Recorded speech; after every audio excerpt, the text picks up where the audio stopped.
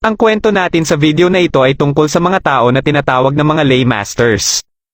Isa sa mga ito ay si Yukito na anak ng kinikilalang pinakamagaling na lay master. Nung 5 taong gulang pa lang siya ay sumabog ang bulkan na malapit sa isla kung saan sila nakatira. Dahil dito ay napilitan ng lahat ng mga residente na lumikas dito. Kasama ang isa sa estudyante ng kanyang ama na si Jingi ay tumakbo sila papuntang pantalan. Habang ang kanyang ama naman kasama ang dalawa pa nitong estudyante na sila Haruaki at Ibuki ay pumunta sa bulkan para harapin ang fire dragon na nagdadahilan sa pag-aalboroto nito. Ngunit dahil sa mga pinsalang natamo nila Haruaki at Ibuki ay pinabalik sila ni Makoto. Hindi akalain ni Yukito na yun na pala ang huling araw na makikita niyang buhay ang kanyang ama. Dahil sa kahilingan ng kanyang ama ay pinatira muna siya sa isang orphanage sa mainland para mailayo siya sa Ayaka Island. Makalipas ang 10 taon at ilang araw bago ang graduation niya sa middle school ay nakatanggap siya ng sulat mula sa mayor ng Ayaka na si Ino. Nang makatulog siya ay muli na naman niyang napanaginipan ang palagi niyang napapanaginipan kung saan nasa kailaliman siya ng tubig. Ilang sandali lang ay may humila sa kanya kaya bigla siyang nagising. Sumapit na ang araw ng kanyang graduation at nang palabas na siya ng eskwelahan ay nakita niya ang isang lalaki na pinagtitinginan ng iba ding estudyante. Nang makita siya nito ay kaagad itong lumapit sa kanya. Ito pala ay si Jingi na siyang susundo sa kanya pabalik ng Ayaka. Pero dahil hindi niya ito naaalala ay itinanggi niyang siya si Yukito at iniwan ito. Nagpatuloy lang ito sa pagsunod sa kanya at nang makarating sila sa tulay ay bigla na lang siyang inihulog nito sa ilog. Dahil dito ay nagawa niyang magamit ang kanyang kapangyarihan pero dahil hindi pa niya ito nakokontrol ay umaksyon na si Jingi para pahintuin siya. Sa ipinakita niyang kapangyarihan ay dito na nakumpirma ni Jingi na siya nga si Yukito kaya gumawa na ito ng paraan para puwersahan siyang dalhin sa Ayaka Island. Nang magkamalay siya ay nasa bangka na siya patungo ng second island ng Ayaka kung saan siya titira. Dito na muling nagpakilala sa kanya si Jingi at binanggit na din ito na dati siyang estudyante ng kanyang ama. Pagkadating nila sa second island ay sinalubong sila dito nila Amamiya at Ino. Katapos magpakilala ng mga ito kay Yukito ay dumiretso na sila sa kanyang titirahan. Pagkadating nila sa bahay ay nakita ni Yukito dito ang litrato nung bata pa siya kasama ang kanyang ama. Ayon kay Amamiya ay isa umanong magaling na lay master ang kanyang ama. Dahil hindi niya alam kung ano ang lay master ay sinabi ni Jingi na ito yung mga tao na nagtataglay ng kakaibang abilidad. Kaya dito na siya nagkaroon ng ideya tungkol sa abilidad niya. Nang matanong naman niya ang tungkol sa kanyang ina ay walang maisagot dito sila Amamiya at sinabi ni Jingi na isang araw ay dumating na lang dito ang kanyang ama dala-dala na siya. Katapos ng kanilang pag-uusap ay pumunta na siya sa kanyang kwarto at pagkabukas niya ng bintana ay biglang pumasok ang nilalang na ayon kay Jingi ay tinatawag itong Metoma. Dahil napapansin na din ito na parang umiiwas siya sa mga ito ay natanong na siya nito kung ano ang dahilan. Dito niya na naikwento ang nangyari nung bata pa siya kung saan isang araw ay binuli siya ng isa ding bata habang nasa ilog sila. Sa galit niya ay hindi niya namalayan na inaatake na pala ng tubig ilog ang bata. Nang malaman niya ito ay dito na din siya biglang nawala ng malay. Simula noon ay ilang beses pa niyang nagawa ito kaya doon na siya nagsimulang umiwas sa mga tao. Wala siyang kaalam-alam na hindi pala siya pinapakinggan ni Jingi kaya nainis siya dito at nagpa siya munang magpahangin sa labas. Ilang sandali lang ay napansin niya ang Metoma na nahulog sa sapa at nang nilapitan niya ito ay bigla itong lumitaw na iba na ang anyo. Pagkaatake nito sa kanya ay mabilis siyang iniligtas ni Jingi. Ayon kay Jingi ay isa umanong ara Metoma ang umatake sa kanya na isang uri ng Metoma na mapanganib. Ginamit ni Jingi ang kanyang kapangyarihan para atakihin ito na mabilis nagkawatak-watak. Ngunit hindi pa pala ito patay kaya naisip ni Jingi na ihagis si Yukito sa loob ng tiyan nito. Sa galit ni Yukito sa ginawa sa kanya ni Jingi ay nagamit niya ang kanyang kapangyarihan dahilan para tuluyan ng matalo ang ara Metoma. Katapos ay dumiretso kay Jingi ang mga tubig pero madali lang itong nasangga ni Jingi. Napagtanto ni Jingi na hindi lang makontrol ni Yukito ang kanyang kapangyarihan kaya natatakot siya dito. Kaya sinabihan niya ito na sasamahan niya itong magsanay para matutunan din ito kung paano kontrolin ang kanyang kapangyarihan. Nalaman na din ni Haruaki ang pagbabalik niya sa Ayaka Island at nararamdaman din ito ni Ibuki. Kaagad na nagsimula sa pagsasanay sila Jingi at Yukito hanggang sa isang umaga ay naabutan ni Jingi si Yukito na nagsasanay mag-isa. Sa pagkakataon na ito ay ipinaliwanag nito kay Yukito ang tungkol sa lay energy. Matapos itong magpaliwanag ay pinasubukan nito kay Yukito ang itinuro niya nung isang araw. Sinubukan ito ni Yukito at matagumpay niyang napalutang ang ilang tubig ngunit mabilis lang itong sumabog. Dahil dito ay ipinakita na ni Jingi kung paano niya kinokontrol ang tubig. Katapos ay muli itong umalis dito at hinayaan si Yukito na magsanay mag-isa. Isang araw ay nanguha ng mga requests ang dalawang estudyante ni Haruaki na sila Chatero at Yako. Nagpasya si Yako na siya na lang ang gagawa sa request na nakuha nila ngunit hindi pumayag si Chatero dahil gusto din nito na siya ang gagawa nito. Kaya sinubukan niyang agawin ang request hanggang sa naaga ito ni Jingi. Sinabihan sila nito na sila na umano ni Yukito ang gagawa ng request bilang parte na din ng pagsasanay ni Yukito.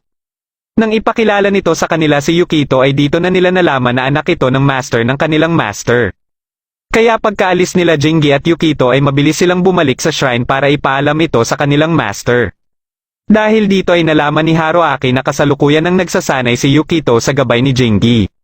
Kaagad namang tumungo sila Jingi at Yukito sa ilog na tinutukoy ng request. Ilang sandali lang nang makarating sila dito ay nagpakita na din sa kanila ang Arame Toma. Ngunit dahil mas malaki ito kumpara sa nauna nilang nakalaban ay mabilis na tumakbo si Jingi palayo. Kaya kaagad ding tumakbo si Yukito hanggang sa maabutan sila ng Arame Toma. Nagawa nilang makapagtago dito ngunit mabilis lang din silang natagpuan nito. Inatake nito si Jingi kaya dali-dali itong tumakbo at iniwan muli si Yukito. Pero si Jingi lang ang inaatake nito kaya dito na nagkaroon ng pagkakataon si Yukito na makaatake. Nagawa niya itong mapabagsak kaya ginamit na din ni Jingi ang kanyang kapangyarihan para atakihin ito muli. Ngunit hindi pa pala ito tuluyang natatalo at nang muli itong bumangon ay dito lang napagtanto ni Jingi na ito pala yung pinalabas niya nung nag-inuman sila sa lugar na ito na nakalimutan niya dahil sa sobrang kalasingan niya. Muling sumapi dito ang Arame Toma kaya muli itong umatake sa kanya. Ilang sandali lang ay dumating dito si Haruaki at gamit ang kanyang kapangyarihan ay mabilis niyang napacify ang Arame Toma. Pagkababa niya ay pinagsabihan niya si Jingi dahil sa pagiging palainom nito. Katapos ay dito na din nagpasalamat sa kanya si Yukito. Nilapitan niya ito at binuhat na katulad nung ginagawa niya nung bata pa ito. Nagpakilala din siya dito at binigyan niya ito ng candy. Katapos ay umuwi na sila habang si Jingi naman ay iniwan nila sa ilog para mamulot ng basura bilang parusa sa naging kapabayaan nito.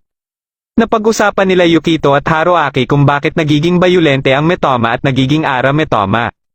Ayon kay Haruaki ay dahil umano ito sa na-expose ang mga ito sa negatibong enerhiya at sa pagkawala ng kontrol sa kanilang kapangyarihan. Pero paglilinaw nito na bagamat hindi kakampi ng mga tao ang Metoma ay hindi din naman sila mga kaaway. Basta may pagkakaisa ay hindi imposible na makasama ang mga ito na mamuhay. Isang araw ay isinama ni Jingi si Yukito papuntang First Island. Namamangha naman si Yukito sa kanilang sinakyan na tinatawag na marine liner. Ayon kay Jingi ay yan din umano ang reaksyon niya nung una siyang nakasakay dito. Pagkadating nila ng First Island ay una nilang pinuntahan si Ino. Nakipag-usap sila dito ng saglit at katapos ay nagpasya na silang mamasyal. Habang naglalakad sila ay napatigil si Yukito nang mapansin ang street performer. Ngunit nagulat na lang siya nang bigla na lang mawala sa tabi niya si Jingi. Ilang sandali lang ay nakita niya ang kusang paglitaw ng bola na ginagamit ng performer. Isa na pala itong Arame Toma kaya kaagad niyang iniligtas ang performer. Katapos ay naghanda siya para kalabanin ito ngunit bigla itong umatake sa kanya pero buti na lang ay dumating dito si Ibuki para iligtas siya. Mabilis itong nailigpit ni Ibuki at nagtaka naman siya na parang kakaiba ang paraan nito sa pagpacify ng Arame Toma. Matapos nitong malaman na siya si Yukito ay isinama siya sa opisina nito. Pagkadating nila dito ay hindi niya akalain na nandito lang pala si Jingi. Nagtatrabaho pala ito minsan kay Ibuki tuwing pumupunta ito dito. Napag-usapan naman nila Yukito at Ibuki ang pamamaraan na ginamit ni Ibuki kanina. Napapaisip pa din dito si Yukito dahil nung nakita niya umano si Haruaki nung napacify nito ang Arame Toma ay parang masaya ang Metoma pero sa paraan ni Ibuki ay hindi niya na naramdaman ang presensya ng Metoma. Kaagad na sumagot sa kanya si Ibuki na dahil nililigpit niya talaga umano ito ng tuluyan. Hindi siya sumang-ayon sa ginagawang pamamaraan ni Ibuki dahil pwede naman umanong e-purify ang mga ito. Kaya sinabi na din ni Ibuki na hindi pa din umano magbabago ang katotohanan na pumapaslang pa din ng mga tao ang mga ito. Dagdag pa nito na palaging madaming turista ang pumupunta dito na walang alam sa Ayaka Island at kailangan nilang masigurado ang kaligtasan ng mga ito. Pero gayon pa man ay hindi pa din tanggap ni Yukito ang ganitong pamamaraan. Ilang sandali lang ay dumating dito si Ibara para ipaalam kay Ibuki na natunto na umano ni Taehe ang main body ng Arame Toma na nakalaban nila kanina. Kaya dito lang nalaman ni Yukito na hindi pa pala ang mismong Arame Toma ang nailigpit kanina ni Ibuki. Ito ay dahil walang core o ang pupil at iris sa eyeball ang nakaharap nila kanina na siyang tipikal na makikita sa isang arametoma. Balak sana ni Jingi na sumama ngunit sinabihan siya ni Ibuki na isama na lang niya umano si Yukito at umuwi na sila.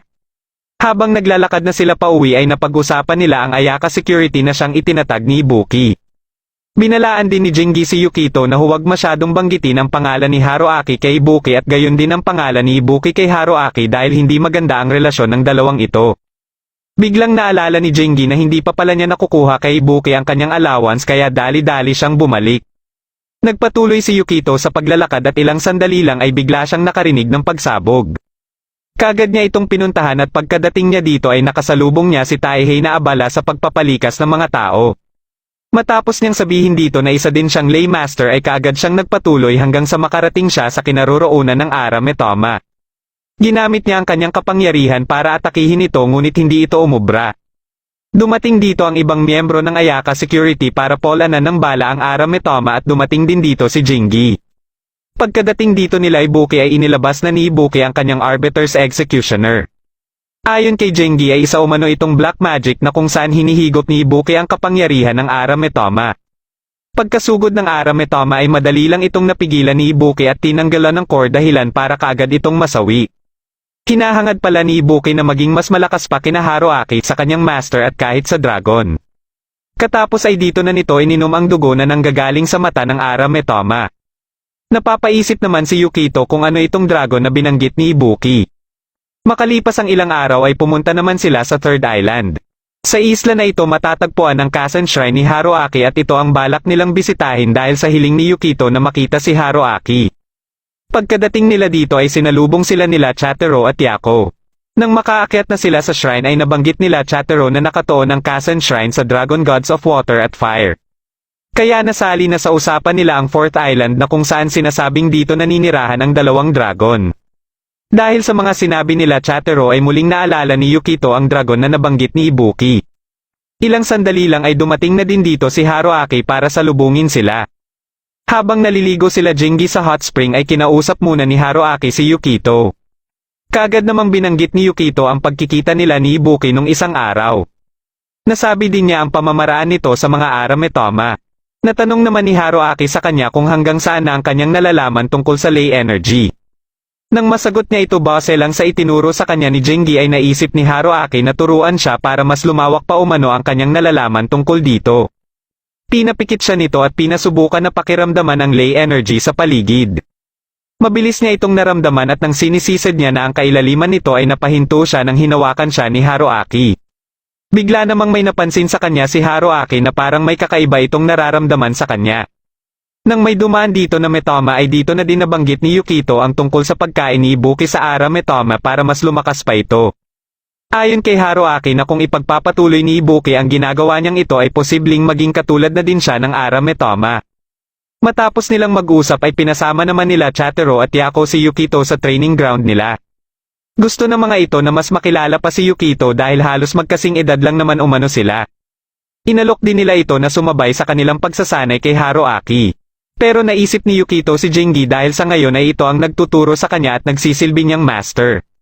Ipinakita sa kanya ni Chatero kung paano nito mapapatubo ng mabilis ang isang puno gamit ang lay energy. Hindi naman nagpatalo si Yako at nagpakitang gilas din kagaya kay Chatero. Katapos ay pinasubukan naman nila ito kay Yukito at dahil may natutunan din si Yukito kay Haruaki ay kampante siya na magagawa din niya ito. Nang inumpisahan niya na ito ay hindi makapaniwala sila Chatero at Yako na nalampasan pa niya ang ginawa ng mga ito. Dahil patuloy pa din sa paglaki ang puno ay pinahinto na siya ngunit hindi niya pala ito mapahinto. Dito na nagpakita sa kanila si Jingi at ginabayan si Yukito kung paano niya makokontrol ang kanyang kapangyarihan. Kaya ilang sandali lang ay matagumpay niya itong napahinto. Pagkaalis dito ni Jingi ay nagtaka naman si Yukito sa naging reaksyon nila Chatero at Yako dahil imbis na matakot ang mga ito sa kanya ay hindi niya inaasahan na mamamangha ang mga ito sa ginawa niya.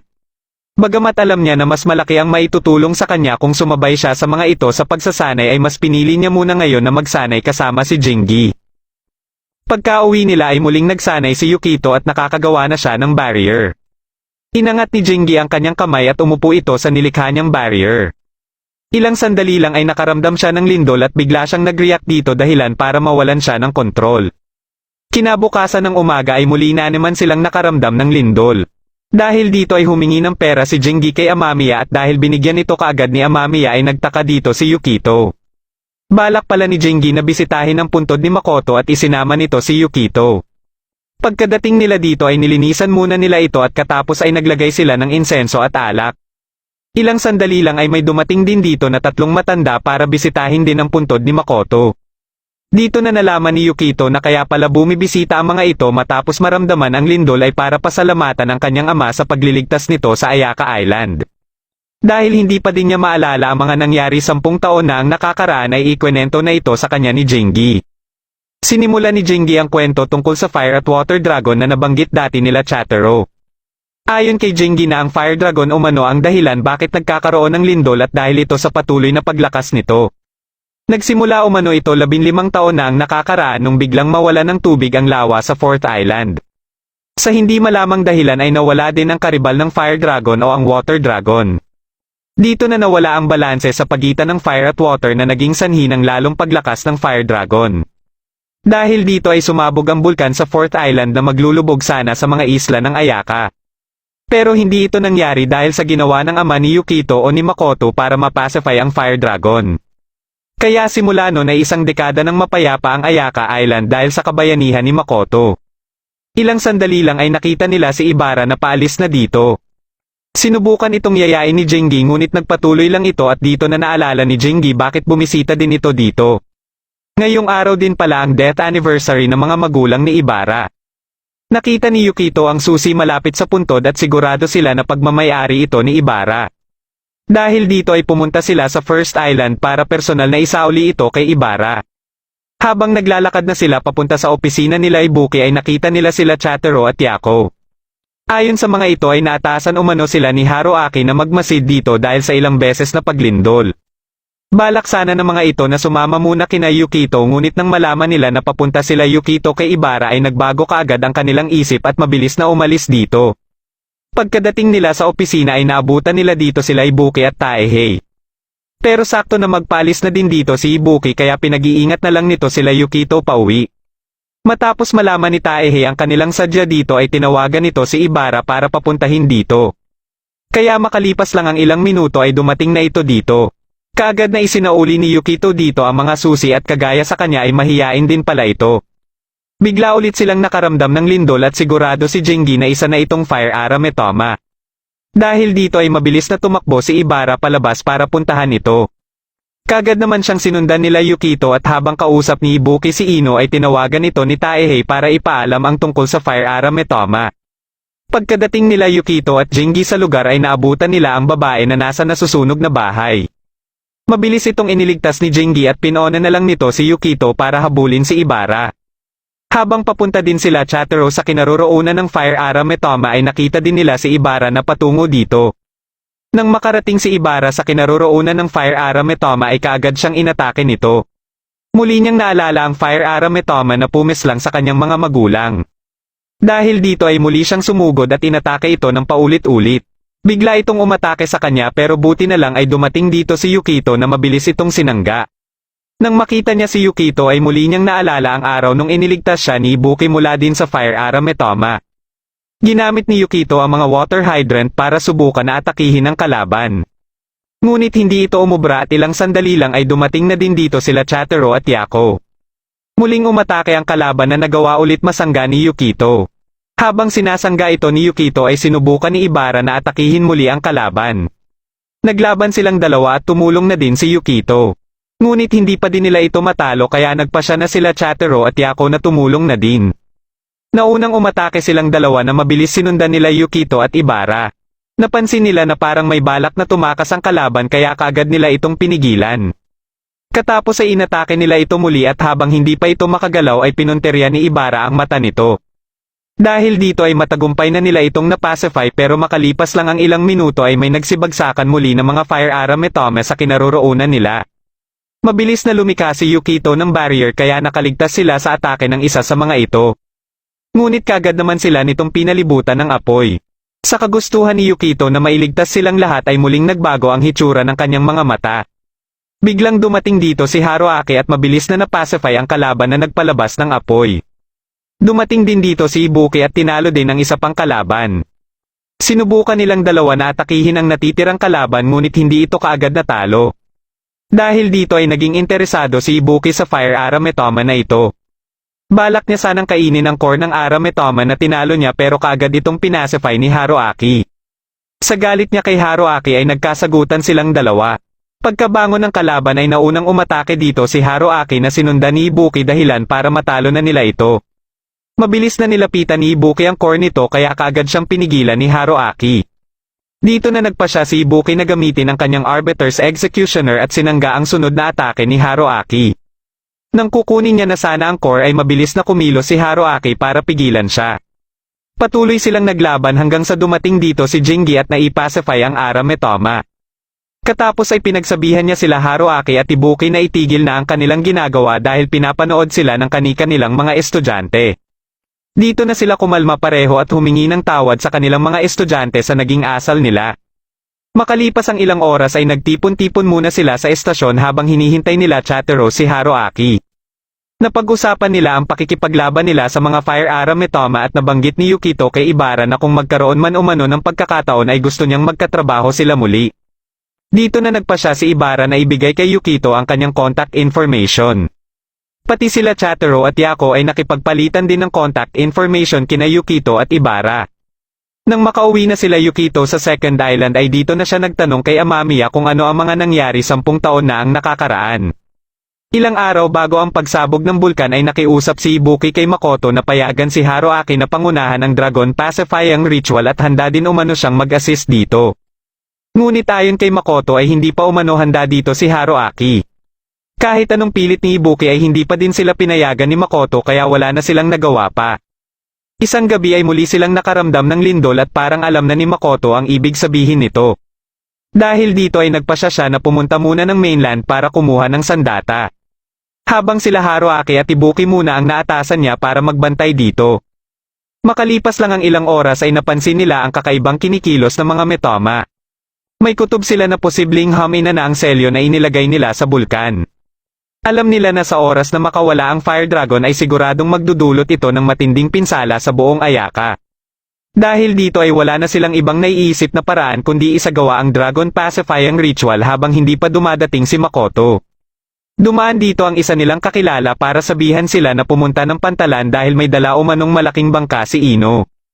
Kaya naatasan nila si Jingi para samahan sila Yukito at Amamiya at umalis na sila dito para pumunta ng Fourth Island. Pagkadating nila dito ay nakita nila ang unti-unting pagkalat ng lava na nanggagaling sa bulkan kaya ginamit nila kaagad ang kanilang kapangyarihan para mapakalma ito. Akala nila ay matagumpay na nilang napakalma ang bulkan ngunit bigla na lang itong sumabog. Dito na lumitaw sa kanilang harapan ng Fire Dragon na gustong umatake pero buti na lang ay napipigilan pa ito ng barrier. Sinamantala nila ang pagkakataon na ito para isagawa na ang Dragon Pacifying Ritual. Ilang sandali lang ay napaluhod na si Ibuki sa panghihina kaya bago pa tuluyang makumpleto ang ritual ay tuluyan ng nasira ang barrier. Mabilis na iniligtas ni Haruaki si Ibuki mula sa atake ng Fire Dragon dahilan para parehas silang magtamo ng pinsala. Nang aatakihin na ulit sila ng dragon ay biglang dumating dito si Makoto para pigilan ito. Susubukan ulit ni Makoto na maiselyo ang Fire Dragon para maiwasan ang tuluyan na pagkawasak ng Ayaka. Pero alam niya na kahit isakripisyo niya ang kanyang buhay ay hindi pa ito 100% na magtatagumpay. Gusto naman ni Ibuki na tulungan siya ngunit inatasan niya lang si Haruaki na isama si Ibuki palayo dito na kaagad namang sinunod ni Haruaki. Pagkalapag nila sa kabilang isla ay muling sumabog ang bulkan at wala nang magawa pa si Ibuki kundi pagmasdan na lang ito. Kinaumagahan ay muling binalikan nila Haruaki at Ibuki ang Fourth Island at laking tuwa nila nang makita si Makoto. Ngunit ilang sandali lang ay napagtanto nila na wala na pala itong buhay. Dahil sa pagkasawi ni Makoto ay hindi ito naging madali para kay Ibuki. Dito na nagumpisa ang hindi nila pagkakaintindihan ni Haruaki at matapos lang ang burol ay kaagad itong umalis ng isla. Makalipas ang ilang taon ay muling bumalik dito si Ibuki na may natutunan na ng mga delikadong spells. Isang araw ay biglang nakatulog si Yukito habang nagpapahinga. Muli niyang napanaginipan ang parati niyang napapanaginipan na nasa kailaliman siya ng tubig. Pero sa pagkakataon na ito ay may kung anong nilalang ang nakita niya dito dahilan para mahirapan siyang huminga at kaagad na nagising. Nang nilapitan siya ni Jingi ay nagulat ito dahil sa kakaiba niyang mga mata. Ilang sandali lang ay nakatanggap siya ng mensahe mula kay Chatero. Gusto nito na imbitahan silang dalawa ni Ibarra sa darating na linggo para sa magaganap na festival sa Kasan Shrine. Nang malaman ito ni Jengi ay may ibinigay ito sa kanya na maskara dahil nagsusuot umano nito ang lahat na pumupunta ng Kasan Festival. Dagdag pa nito na ang maskara na ito ay pagmamayari ng kanyang ama. Sumapit na ang araw ng festival at pagkadating nila sa Kasan Shrine ay una nilang nakita dito si Ibarra. Katapos ay pinuntahan nila sila Chatero at Yako na naabutan pa nilang sinisermonan si Haruaki. Tinulungan muna nila ang mga ito sa kanilang ginagawa at katapos ay lumakad na sila para mamasyal. Habang si Jengi naman ay pinaiwan ni Haruaki para tumulong sa kanya sa pagbebenta. Habang naglalakad na sila Yukito ay bigla siyang nakaramdam ng pananakit ng ulo. Pero dahil saglit lang ito ay nagpatuloy sila kaagad sa kanilang pamamasyal. Tinikman nila ang iba't ibang pagkain dito at sinubukan ang mga palaro. Hindi naman matanggap ni Jengi na nagpapakasaya lang si Yukito at siya ay abala sa pagbebenta. Makalipas ang ilang oras ay muling nakaramdam ng kakaiba si Yukito at kaagad niyang napagtanto na parang katulad ito sa nangyari sa kanya nung bata pa siya. Dahil sa takot niya na may masaktan ulit siya ay mabilis siyang umalis dito. Habang nagbebenta si Haruaki ay nakaramdam na din siya ng kakaiba at kaagad na naisip si Yukito. Pumunta si Yukito sa training ground at napansin niya din ang kanyang anino na kakaiba ang kinikilos. Sinusubukan niyang kontrolin ang kanyang kapangyarihan hanggang sa maalala niya ang turo sa kanya ni Jengi. Dahil dito ay napakalma niya ang kanyang sarili at matagumpay na nakontrol ang kanyang kapangyarihan. Ilang sandali lang ay may narinig siyang boses ng isang lalaki at ito pala ay ang kanyang ama. Ayon dito na baka kaharapin niya na umano ang nasa loob ng kanyang katawan. Dahil nakamaskara ito ay hindi niya ito nakilala hanggang sa umalis ito at biglang naglaho. Bumalik siya para hanapin sila Ibarra at nakita niya sa daan si Jengi na nag-iinom na naman. Matapos niyang mabasa ang mensahe nila Chatero ay iniwan din niya kaagad si Jengi. Dito na biglang sumabog ang bulkan at habang nababahala ang iba ay napangiti na lang si Jengi dahil mangyayari na din ang inaasahan niya. Kaagad na nagbigay ng anunsyo si Ino para pakalmahin ang lahat at papuntahin sa plaza. Katapos ay inatasan niya muna sila Amamiya na asikasuhin ang lahat na nasa isla para makabalik siya ng opisina at makapagsagawa ng plano. Pagsikat ng araw ay nilibat ni Haruaki ang shrine at nang makarating siya sa training ground ay nakita niya ang nangyari dito kay Yukito. Ligtas na nakaalis ng Third Island ang mga residente pero kaagad silang pinaghanda para sa paglikas. Nakabalik na din sila Yukito at Amamiya ng kanilang bahay pero hindi pa din umuwi dito si Jengi. Makalipas lang ang ilang minuto ay nagsimula na sa paglikas ang mga taga Second Island at tinulungan muna ni Yukito si Amamiya sa pagpapalikas. Habang si Ibuki naman ay naghahanda na din para pumunta ng Fourth Island. Dahil sa epekto ng Arametome sa kanyang katawan ay nag-aalala na si Ibarra sa kanya. Gusto sana nito na samahan siya ngunit hindi niya ito pinayagan. Dito niya na naintindihan ang pakiramdam ng kanilang master nung sinabi din niya dito na gusto niya itong samahan. Nang matapos na si Yukito sa pagpapasakay sa pangatlong bangka ay dumating naman dito sila Haruaki. Nakiusap ito kay Amamiya kung pwede niya umanong mahiram muna si Yukito. Nang makalayo-layo na sila ay dito na inumpisahan ni Haruaki ang gusto niyang sabihin kay Yukito. Pero bago niya ito sabihin ay inumpisahan niya muna ito sa pagkikwento sa mga nangyari 15 taon na ang nakakaraan nung hamina ng husto ang kapangyarihan ng Water Dragon. Nung mga panahon na ito ay wala pa umano siyang kaalam-alam pero sinusubukan na pala ni Makoto na ibalik ang kapangyarihan ng Water Dragon gamit ang isang ritual. Matapos ang pagsasagawa nito ng ritual ay pansamantala niya itong nagawa ng panibagong anyo. Sa pamamagitan nito ay maibabalik ng Water Dragon ang dati niyang kapangyarihan. Naniniwala siya na ang panibagong anyo na nalikha mula sa ritual ay si Yukito. Ito ang dahilan bakit nagtataglay umano si Yukito ng hindi maipaliwanag na lakas at ang kakayahan nito na gumamit ng water energy. Para makumpirma niya na si Yukito nga ang Water Dragon ay itinapat nilang dalawa ni Yukito ang kanilang mga palad. Matapos nila itong gawin ay wala nang duda pa na si Yukito nga ang Water Dragon. Pero hindi pa din nagbabago ang tingin ni Haruaki kay Yukito at ang tingin pa din niya dito ay isang 15 taong gulang na bata na may malakas lang na kapangyarihan. Ngunit may isang kahilingan lang siya dito at ito ay lumaki itong malusog at ipagpatuloy ang pagsasanay nito para balang araw ay makamit niya ang katauhan na para talaga sa kanya. Matapos ang kanyang mga sinabi kay Yukito ay sinabihan naman niya sila Chatero at Yako na lumikas na kasama nila Amamiya dahil pupunta siya sa Fourth Island para gawin din ang ginawa dati ng kanyang master. Pagkaalis ni Haruaki dito ay hindi pa din makapaniwala si Yukito sa mga natuklasan niya. Pero nagpapasalamat pa din siya na hindi nagbago ang tingin sa kanya nila Chatero at Yako. Dahil dito ay pakiramdam niya na nahanap niya na ang tahanan kung saan siya nababagay at ayaw niya na itong mawala pa. Kaya gusto niyang tumulong para maisalba ang Ayaka pero para kay Chatero ay baka umano maging sagabal lang sila. Dito na napaisip si Yako sa binabalak na gawin ni Haruaki. Napagtanto nila na may balak din pala ito na isakripisyo ang sarili nito katulad ng ginawa ni Makoto para maisalba ang Ayaka. Biglang dumating dito si Ibara na may balak ding sundan si Ibuki sa 4th Island. Dahil dito ay buo na din ang pasya ni Yukito na pumunta din ng 4th Island. Pagsapit ng gabi pagkadating ni Haruaki sa 4th Island ay kaagad nitong sinimulan ang ritual at ilang sandali lang ay dumating na din dito si Ibuki. Habang nagtatalo sila sa kung sino ang haharap sa Fire Dragon ay biglang sumabog ang bulkan at nagpakita sa kanila ang Fire Dragon. Kaagad na inilabas ni Ibuki ang kanyang Arbiter's Executioner at inatake ito. Ngunit hindi ito natablan at buti na lang ay mabilis siyang nailigtas ni Haruaki. Sinubukan ni Haruaki na umatake dito ngunit hindi din ito umubra. Umatake sila ng sabay pero ilang sandali lang ay bigla itong umatake kay Ibuki na hindi na nito nailagan pa. Dito na nila napagtanto na isa na itong ganap na Arametoma. Umatake ito sa kanila pero buti na lang ay dumating dito sila Yukito at nasangga niya ito. Kagad silang pinagalitan ni Haruaki pero ayon kay Yukito na mga estudyante din umano sila ni Makoto.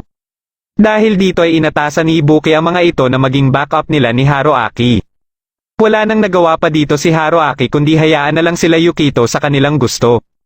Muli nilang hinarap ang Fire Dragon at pinagtulong-tulungan nila itong atakihin. Ngunit hindi pa din ito natitinag kahit anong atake ang gawin nila.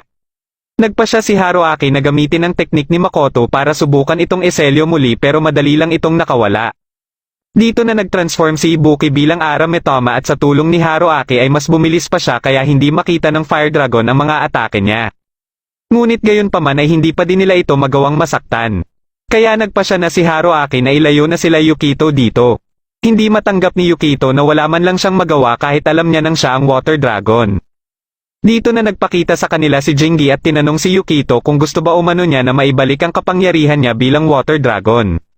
Matagal na pala nitong alam na siya ang nawawalang Water Dragon. Ipinakita dito ang araw nung una niya itong malaman.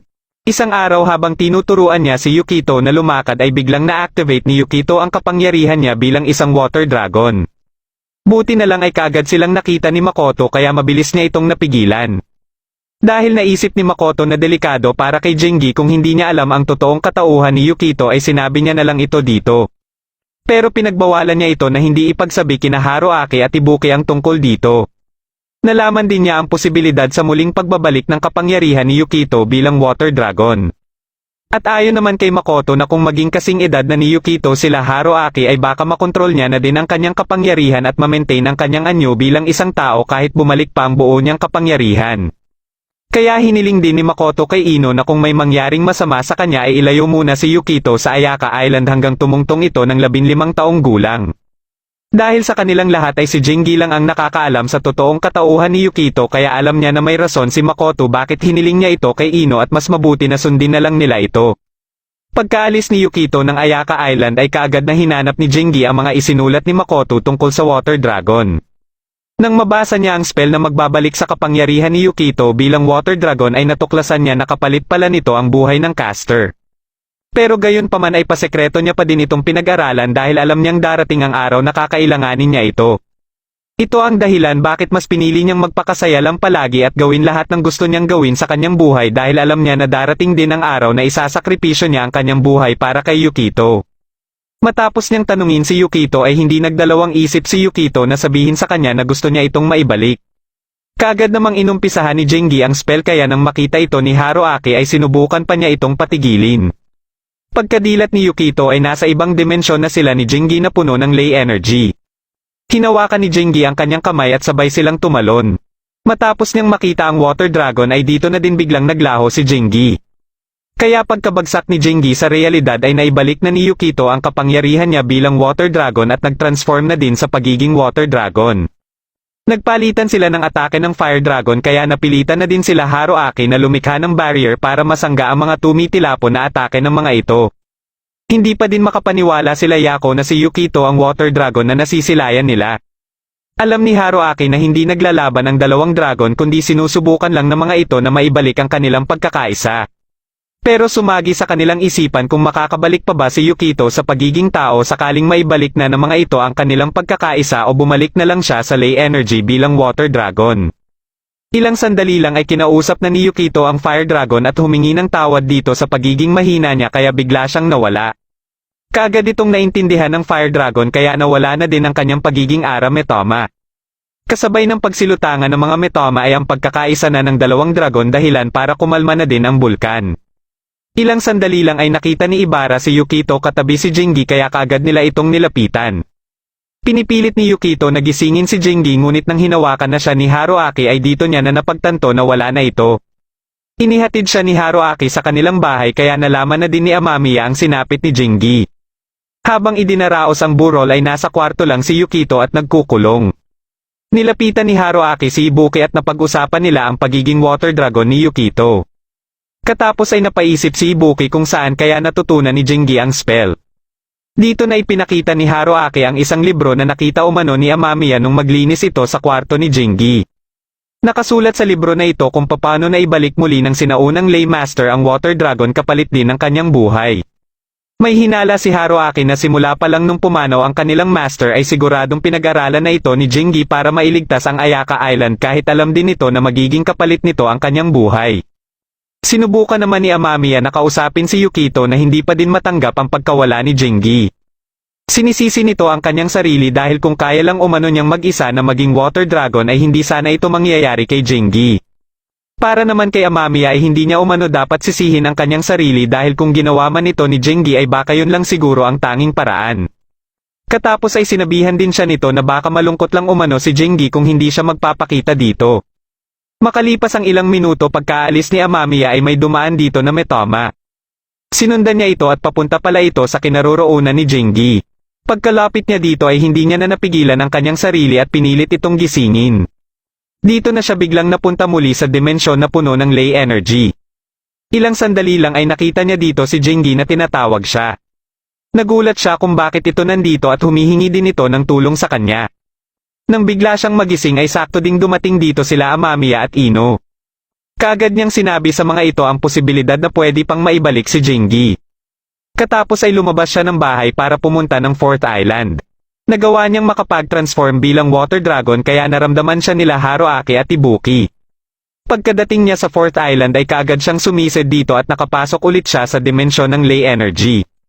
Sinubukan niyang hanapin dito si Jingi hanggang sa may makita siyang nilalang na nawala din kaagad. Ilang sandali lang ay nagpakita naman sa kanya si Makoto. Sa pagkakataon na ito ay nakilala niya na ito kaya tinanggal na din ni Makoto ang kanyang maskara.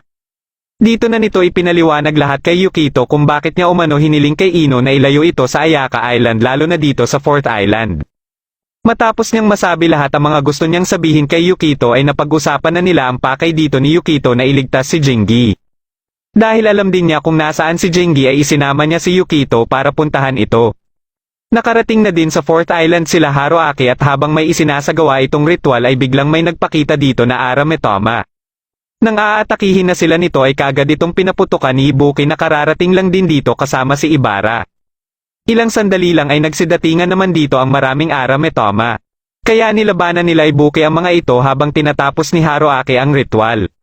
Nang makarating sila Yukito sa kinaroroonan ni Jingi ay naabutan pa nila itong nalulunod sa Lay Energy.